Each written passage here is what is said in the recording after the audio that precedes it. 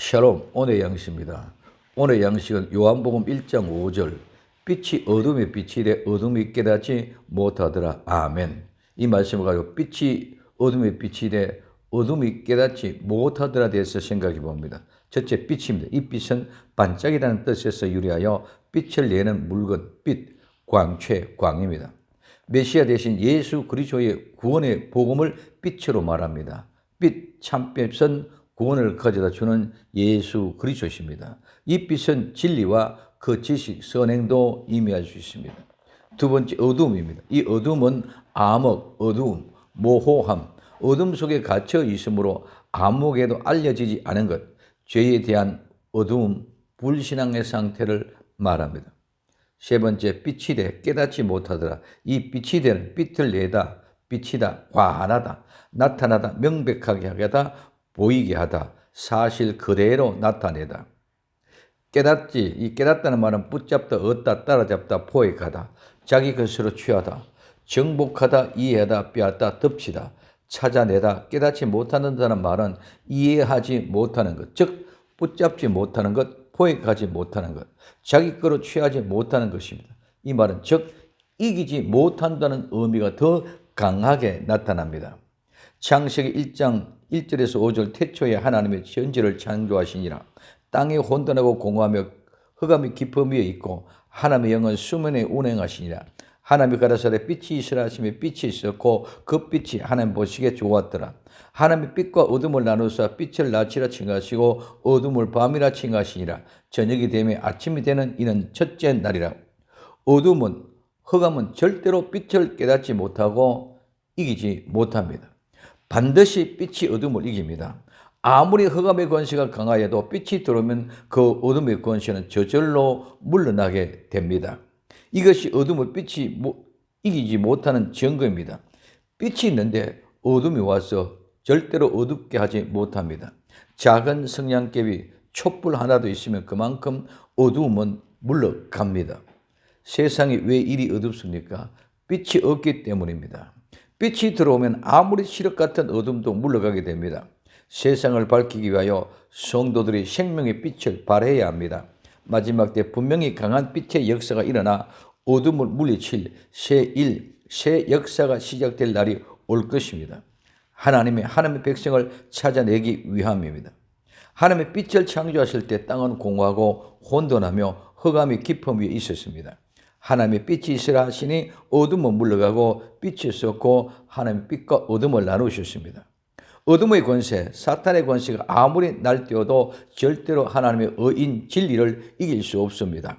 어떨 공갈과 협박, 횡포와 세상의 권세와 권능으로 무너뜨리고 해도 절대로 무너지지 않습니다. 빛이 어둠을 이기기 때문입니다. 하나님은 어둠, 공허와 혼돈하게 마냥 방치하지 않습니다. 반드시 빛을 드러내실 것입니다. 이것이 하나님의 공의의 본질입니다. 미가서 7장 14절에 원컨대 주는 주의 지팡이로 주의 백성 곧 갈멜, 주의 백성 갈멜이라는 말은 고귀하다는 뜻에서 고귀한 식물을 가꾸는 정원, 뜰로 오늘날 교회로 말합니다.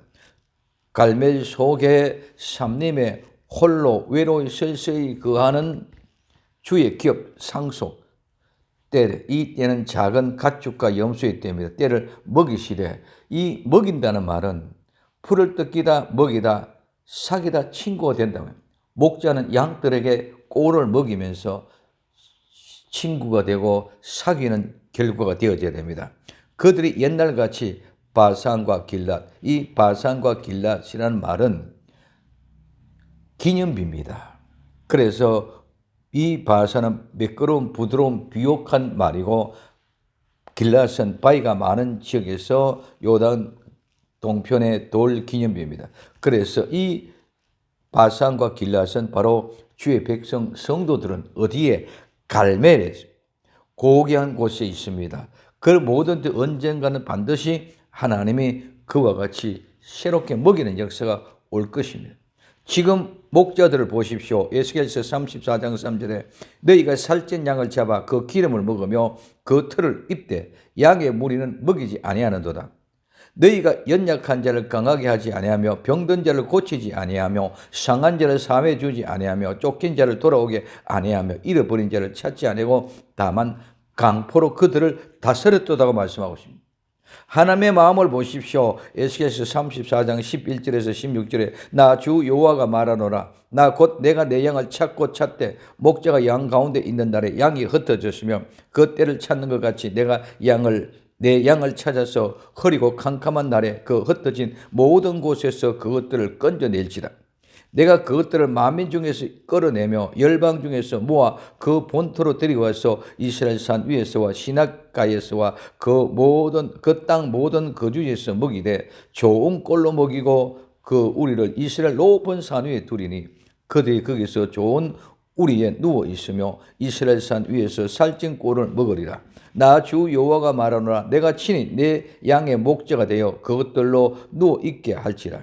그 잃어버린 자를 내가 찾으며 쫓긴 자를 내가 돌아오게 하여 상한 자를 내가 삼해주며 병든 자를 내가 강하게 하려니와 살찐 자와 강한 자는 내가 멸하고 공의대로 그를 먹이리라. 빛을 깨닫고 어둠을 이기고 하나님 아버지의 마음을 알고 예수 그리스도로 말미암아 빛으로 돌아오는 복된 성도 될 수 있기를 예수님의 이름으로 부탁을 드립니다. 기도합니다.